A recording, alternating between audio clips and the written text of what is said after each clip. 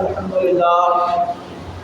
للہ الذی وفا وسلام علی عباده الذین اصطفى اما بعد فاعوذ باللہ من الشیطان الرجیم بسم اللہ الرحمن الرحیم فإذا دخلتم بیوتا فسلموا علی انفسکم صدق اللہ مولانا العظیم وصدق رسولہ النبی الامین المکین المبین الکریم ونحن على ذلك لمن الشاہدین والشاکرین والحمد للہ رب العالمین۔ آئیے ایک بار آقا نامدار مدینے کے تاجدار بلد قدرہ میں آرام فرمانے والے آقا شہنشاہ عرب و عجم مالک کون و مکان جناب محمد رسول اللہ صلی اللہ تعالی علیہ وسلم کی بارگاہ بےکس پناہ میں بلند آواز سے مل کر پڑھے درود پاک اللہم صلی علی سیدنا شفیعنا مولانا محمد بارک وسلم صلی علیہ صلاۃ و سلام علیک یا حبیبی یا سیدی یا رسول اللہ صلی اللہ تعالی علیہ وسلم۔ عزیزان ملت اسلامیہ، میں نے قرآن مجید فرقان حمید کی بہت ہی مشہور و معروف آیت کریمہ کو اپنا موضوع سخن بنایا ہے۔ رب تبارک و تعالیٰ قرآن مجید میں ارشاد فرماتا ہے فَإِذَا دَخَلْتُمْ بِيُوتَكُمْ فَسَلِّمُوا أَنفُسَكُمْ، جس کا ترجمہ اور مفہوم یہ ہے کہ جب تم کسی گھر میں داخل ہو تو اپنوں کو سلام کرو، یعنی جب کسی گھر میں جاؤ تو اپنوں کو سلام کرو۔ عزیزان ملت اسلامیہ، قرآن پاک کی آیت کریمہ سے بات واضح ہو گئی اور پتہ چل گیا کہ جب گھر میں داخل ہو تو سلام کرنا چاہیے۔ لیکن عزیزان ملت اسلامیہ، آج ہم سلام کو اتنا حقیر سمجھتے ہیں کہ ہم ایک دوسرے کو یا تو مطلب کی وجہ سے سلام کرتے ہیں یا تو پھر اس کو ہم حقیر سمجھتے ہیں، اسی وجہ سے سلام نہیں کرتے ہیں۔ مطلب کا مطلب یہ ہوا جیسے ہم کو کسی سے مطلب ہے، کسی سے کام نکالنا ہے تو ہم اس کو خوب سلام کر رہے ہیں، سلام پہ سلام کر رہے ہیں، اور جب میرا کام پورا ہو گیا تو ہم تو اس کو سلام کر رہے ہیں۔ عزیزان ملت اسلامیہ، حالانکہ سلام جس کو آج ہم ایک معمولی اور چھوٹی سی چیز سمجھ رہے ہیں، یقیناً یاد رکھے جب اس کی تفصیل میں جائیں گے، قرآن و حدیث کا مطالعہ کریں گے تو آپ کو پتہ چلے گا کہ کوئی چھوٹی چیز نہیں ہے، بلکہ نیکی کے اعتبار سے یہ بہت بڑا جامع لفظ ہے۔ یہ بہت بڑا جامع لفظ ہے سلام۔ سلام کا مطلب کیا ہوتا ہے؟ دعا کرنا ہوتا ہے، اور جب ہم کسی کو سلام کرتے ہیں تو دعا ہی تو کرتے ہیں۔ فَإِذَا دَخَلْتُمْ، جب قرآن پاک نے اللہ کے قرآن پاک میں رب تبارک و تعالیٰ نے سلام کا حکم دیا کہ جب تم کسی گھر میں داخل ہو تو اپنوں کو سلام کرو، اور پھر ایک دوسری جگہ قرآن کریم میں آتا ہے کہ جب تم کسی کو سلام کرو تو اس سے بہتر لفظوں میں جواب دو۔ بے شک اللہ تبارک و تعالیٰ ہر چیز پر قادر ہے اور حساب لینے والا ہے۔ اللہ اور رسول جل شانہ پیارے آقا صلی اللہ تعالیٰ علیہ وسلم ارشاد فرماتے ہیں، گویا کہ ایمان والوں کو حکم دیا جاتا ہے کہ جب مومنوں سے ملو تو ان کو سلام کرو۔ اللہ جل شانہ پیارے آقا صلی اللہ تعالیٰ علیہ وسلم ارشاد فرماتے ہیں کہ جب تم ایمان والوں سے ملو، اے ایمان والو، جب تم مومنوں سے ملو تو ان کو سلام کرو۔ اس سے بھی بات واضح ہو گئی، قرآن نے بتا دیا کہ سلام کس کو کرنا ہے؟ مومنوں کو کرنا ہے۔ سلام کس کو کرنا ہے؟ ایمان والوں کو کرنا ہے۔ اب جو بے ایمان ہے تو اسے سلام کرنے کی ضرورت نہیں ہے، قرآن نے واضح لفظوں میں بتا دیا۔ عزیزان ملت اسلامیہ، پیارے آقا صلی اللہ تعالیٰ علیہ وسلم اور صحابہ کرام رضوان اللہ تعالیٰ علیہم اجمعین کی پیاری سنت سلام ہے۔ سلام کہ بے شمار فوائد ہیں۔ سلام یہ دعا ہے۔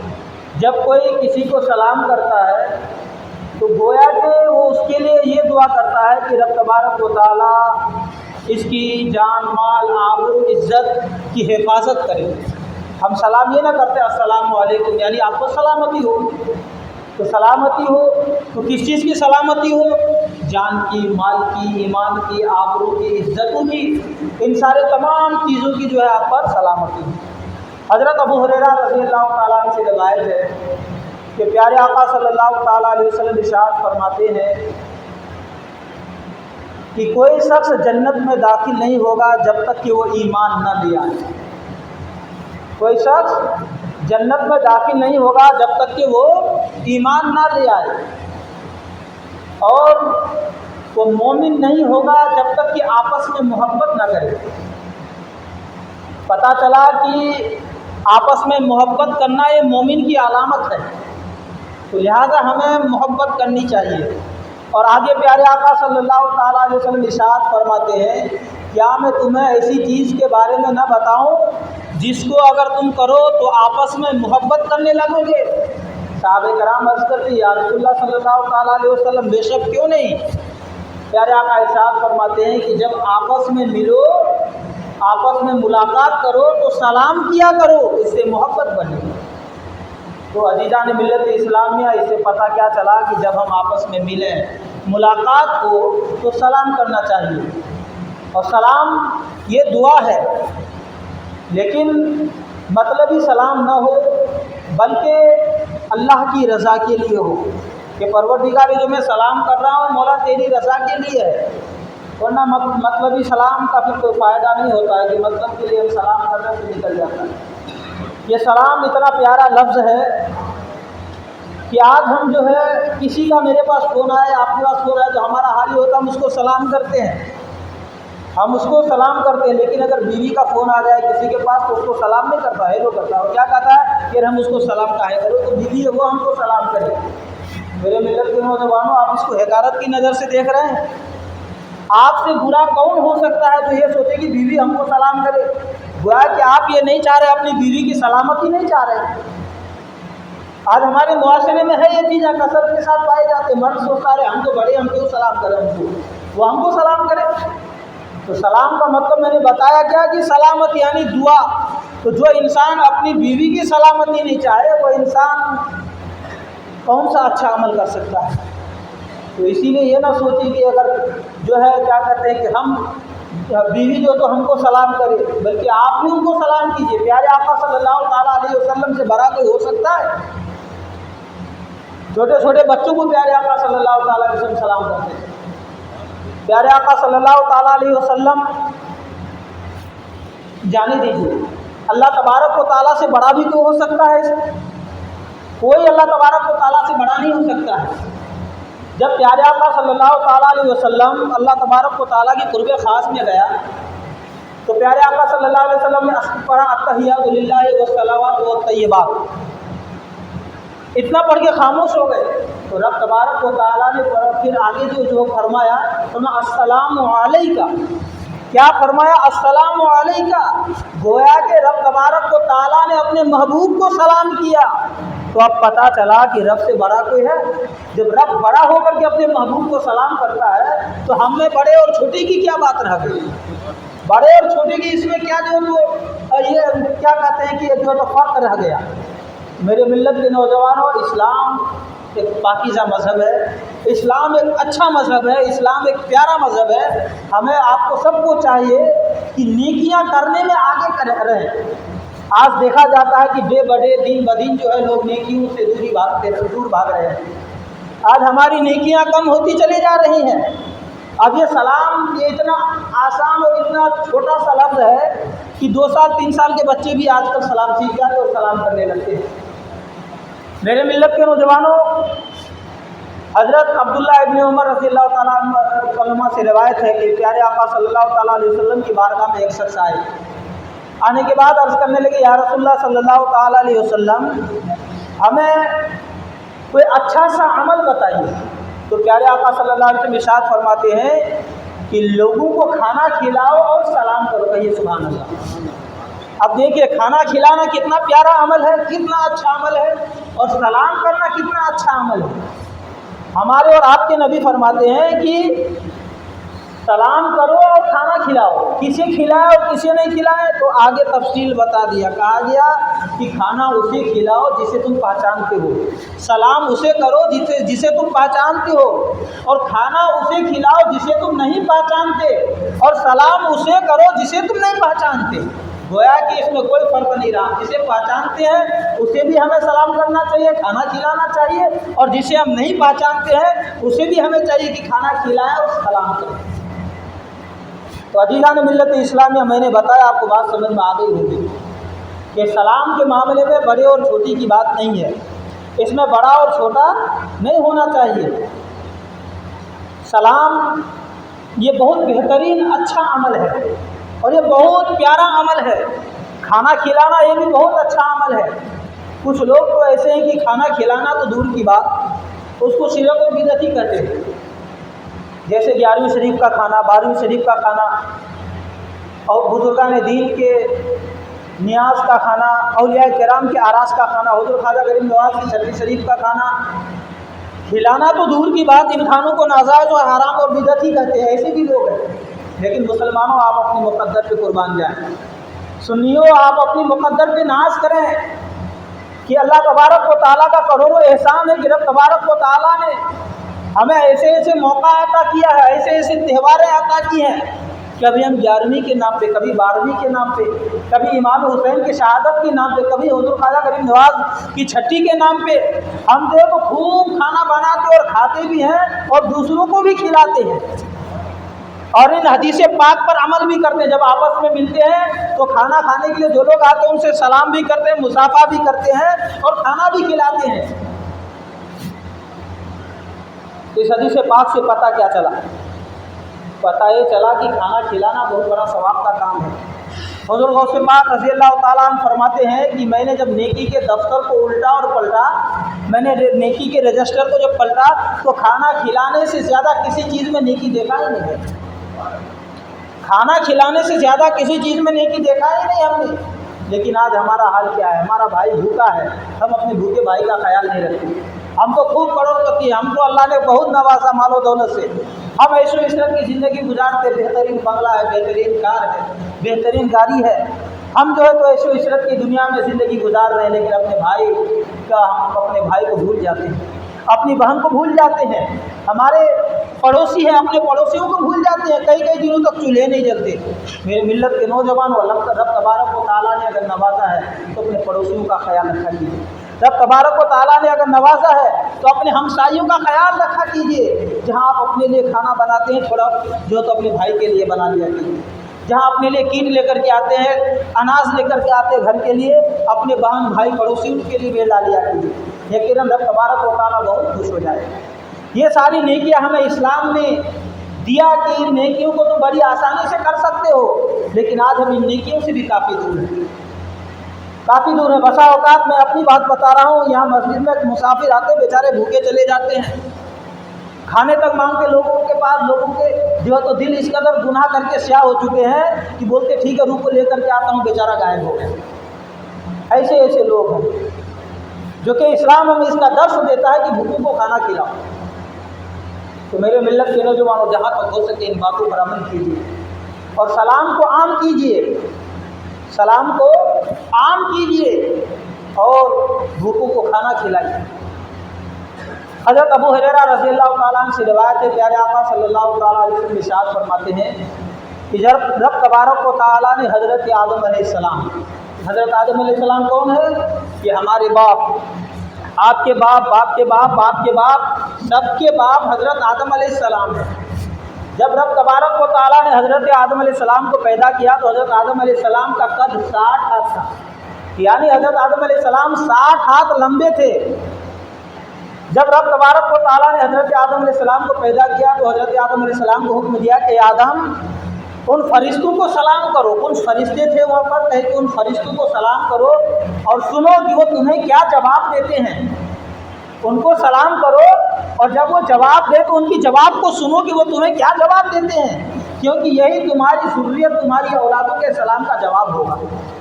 حضرت آدم علیہ السلام نے سلام کیا، السلام علیکم، تو فرشتوں نے جواب دیا السلام علیکم ورحمۃ اللہ، یعنی سلام کے جواب میں جو ہے فرشتوں نے رحمت اللہ کا لفظ اضافہ کیا، رحمت اللہ کا لفظ بڑھایا۔ پیارے آقا صلی اللہ علیہ وسلم ارشاد فرماتے ہیں کہ جو شخص جنت میں داخل ہوگا حضرت آدم علیہ السلام کی صورت پر ہوگا اور ان کا قد حضرت آدم علیہ السلام کا سا ہوگا۔ گویا کہ جو بھی شخص جنت میں داخل ہوں گے، اس حدیث پاک سے پتہ چلا کہ حضرت آدم علیہ السلام کی جیسی ان کی صورت ہوں گی، اور حضرت آدم علیہ السلام جو ہمارے باپ، آپ کے باپ، باپ کے باپ، سب کے باپ ہیں، ان کے جیسا قد یعنی 60 ہاتھ لمبے ہوں گے ہم اور آپ۔ تو عزیزان ملت اسلامیہ السلام علیکم کرنا یہ سنت ہے، السلام علیکم کہنا یہ سنت ہے، اور جواب میں وعلیکم السلام ورحمۃ اللہ لفظ رحمۃ اللہ کا اضافہ کرنا یہ جو ہے بہتر ہے۔ تو اسی لیے اگر کوئی سلام کرے تو اس کا جواب بہتر سے بہتر دینا چاہیے۔ پیارے آقا صلی اللہ تعالیٰ علیہ وسلم کی بارگاہ اقدس میں ایک شخص آئے، انہوں نے السلام علیکم کہا اور بیٹھ گئے۔ پیارے آقا صلی اللہ علیہ وسلم ارشاد فرماتے ہیں اس کے لیے 10 نیکیاں ہیں۔ کیا فرمایا؟ اس کے لیے 10 نیکیاں ہیں۔ پھر ایک شخص آیا، وہ آنے کے بعد السلام علیکم ورحمۃ اللہ کا، تو پیارے آقا صلی اللہ علیہ وسلم ارشاد فرماتے ہیں اس کے لیے جو ہے 20 نیکیاں ہیں۔ پھر ایک شخص آیا، وہ آنے کے بعد السلام علیکم ورحمۃ اللہ وبرکاتہ کہا، یعنی لفظ برکاتہ بڑھایا انہوں نے، تو پیارے آقا صلی اللہ علیہ وسلم ارشاد فرماتے ہیں ان کے لیے 30 نیکیاں ہیں۔ پھر ایک شخص آئے اور آنے کے بعد انہوں نے کہا السلام علیکم ورحمۃ اللہ تعالیٰ وبرکاتہ ومغفرتہ، یعنی انہوں نے جو ہے لفظ مغفرت کا اضافہ کیا، تو پیارے آقا صلی اللہ علیہ وسلم ارشاد فرماتے ہیں کہ ان کے لیے 40 نیکیاں ہے، اور آگے فرماتے ہیں کہ جو جتنی زیادہ کام کرے گا اس کو اتنے ہی زیادہ نیکیاں ملیں گی۔ تو سلام اچھے سے اچھے الفاظ میں کرنا چاہیے اور اس سے بہتر الفاظ میں جواب دینا چاہیے۔ اب سلام کون کس کو کرے، یہ بھی سوال پیدا ہوتا ہے کہ سلام کرنے کا طریقہ کیا ہے۔ یہ طریقہ میں نے آپ کو بتایا کہ سلام ہمیں کیسے کرنا چاہیے۔ آج ہم 50 سال 60 سال 100 سال زندگی گزار دیتے ہیں، ہمیں سلام کرنے کا طریقہ ہی نہیں معلوم ہوتا ہے۔ بہت سارے لوگ سلام علیکم کہتے ہیں، ایسے بھی کرتے، بہت سارے لوگ سلام علیکم ایسے کہتے ہیں، بہت سارے لوگ السلام علیکم ایسے بولتے ہیں۔ تو سلام ایسے نہیں کہ سلام السلام علیکم ورحمۃ اللہ وبرکاتہ، اس طرح سے کرنا چاہیے۔ جب آپ اس طرح سے کہیں گے تو کیا ہوگا؟ گویا کہ آپ ان کے لیے سلامتی کی دعائیں دے رہے ہیں، اور یہ سلام دعا ہے، اور ہر انسان کو چاہیے کہ ہم اس کو عام کریں تاکہ ہم اس دعا کے ذریعے ہماری بلائیں پریشانیاں دور ہو۔ ہم اس کو جو حقیر نہ سمجھے، اس کو ہم اس نیکی کو چھوٹی نہ سمجھے۔ کل میدان محشر قائم ہوگا، نہ باپ بیٹے کا ہوگا، نہ ماں بیٹی کے ہوں گے، ہر ایک حیران و پریشان ہوں گے، ایک ایک نیکی کے لوگ محتاج ہوں گے۔ باپ کی ایک نیکی کم ہوگی، بیٹے کے پاس آئے گا، کہے گا مجھے ایک نیکی دے دو، میری گناہ اور نیکی دونوں برابر ہو گیا، اگر ایک نیکی ہو جائے تو میں جنت میں چلا جاؤں گا۔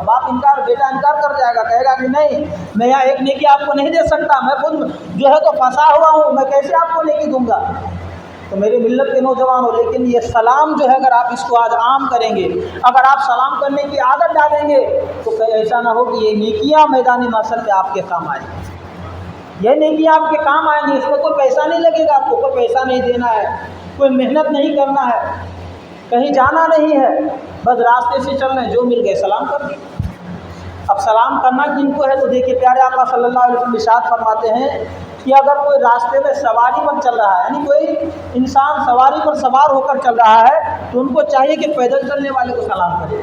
جیسے کوئی شخص بائک میں ہے، 4 ویلر میں ہے، سائیکل میں ہے، اگر وہ شخص اس طریقے سے جا رہا ہے تو ان کو چاہیے کہ پیدل چلنے والے کو سلام کرے، اور پیدل چلنے والے کو چاہیے کہ وہ بیٹھے ہوئے کو سلام کرے۔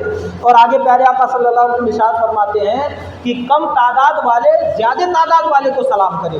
یعنی مثال کے طور پر سمجھے کہیں آپ گئے کسی مجلس میں، یا کہیں کچھ لوگ بیٹھے ہوئے، 5-10 لوگ بیٹھے ہوئے، اور آپ جانے والے 1 2 3 ہیں، تو ان پر ان پر جو ہے یہ حق بنتا ہے کہ ان زیادہ تعداد والے کو سلام کریں۔ تو عزیزان ملت اسلامیہ، بات سمجھ میں آ گئی ہوں گی کہ سوار یعنی کوئی سواری پر اگر سوار ہو کر جائے تو پیدل چلنے والے کو سلام کرے، پیدل چلنے والے کو چاہیے کہ بیٹھے ہوئے کو سلام کرے، اور کم تعداد والے کو چاہیے کہ زیادہ تعداد والے کو سلام کرے۔ حضرت امام بخاری ایک دوسری روایت میں بیان کرتے ہیں کہ چھوٹے کو چاہیے کہ بڑے کو سلام کرے۔ عزیزان ملت اسلامیہ، سلام میں پہل کرنے والوں کو بے شمار نیکیاں ملتی ہیں۔ اللہ و رسول جل شانہ صلی اللہ تعالیٰ سے ارشاد فرماتے ہیں کہ جو شخص سلام کرنے میں پہل کرتا ہے، جو شخص سلام کرنے میں آگے رہتا ہے، یعنی پہل کرتا ہے، تو وہ شخص اللہ تبارک و تعالیٰ اور پیارے آقا صلی اللہ علیہ وسلم کا مقبول ہو جاتا ہے۔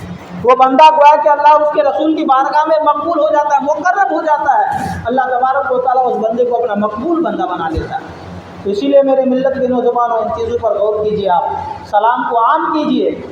اور آگے پیارے آقا آج تو ہم جو کہتے ہیں کہ ہم چھوٹے ہیں، ہم بڑے ہیں، چھوٹے کو سلام کیوں کریں؟ دیکھیے، نبی سے بڑھ کر کوئی نہیں ہے دنیا میں، پیارے آقا صلی اللہ علیہ وسلم سے بڑھ کر کوئی نہیں ہے۔ حدیث پاک میں آتا ہے پیارے آقا صلی اللہ تعالیٰ علیہ وسلم بچے کے پاس جاتے تھے تو ان بچوں کو سلام کیا کرتے تھے، بچے کے پاس جاتے تو بچوں کو سلام کیا کرتے تھے۔ اس سے پتہ چلا کہ صرف بڑوں کو سلام کرنا سنت نہیں ہے بلکہ چھوٹوں کو بھی سلام کرنا پیارے آقا کی سنت ہے۔ تو عزیزان ملت اسلامیہ، آج ہم جو ہے کیا کہتے ہیں کہ اگر ہمارے گھر میں کوئی کام کرتا ہے، کوئی نوکر ہے، اگر کوئی ہمارے گھروں میں آ کر کے کام کرتا ہے تو ہم کیا سوچتے ہیں کہ ارے ہم تو مالک ہو گئے، ہم تو سیٹھ ہیں، ہم اپنے غلام کو کیوں سلام کریں، ہم اپنے نوکر کو کیوں سلام کریں۔ ہمارا یہ رویہ ہوتا ہے، ہماری یہ عادتیں ہوتی ہے اور ہم اپنی عادت سے مجبور ہوتے ہیں۔ یاد رکھیں، اگر آپ کی دولت، آپ کے مال آپ کو اگر سلام کرنے سے روکتا ہے، اور روکتا کہ وہ آپ کے مال ہی نہیں روک رہا نا آپ کو کہ ارے ہم تو سیٹ آدمی، ہم مالدار، ہم اس کو کیوں سلام کریں، وہ تو ہمارے یہاں کام کرتا ہے، تو گویا کہ جو مال آپ کو سلام کرنے سے روک رہا ہے، جو دولت آپ کو نیکی کرنے سے روک رہا ہے، تو پھر ایسے دولت کی کوئی ضرورت نہیں ہے مسلمان۔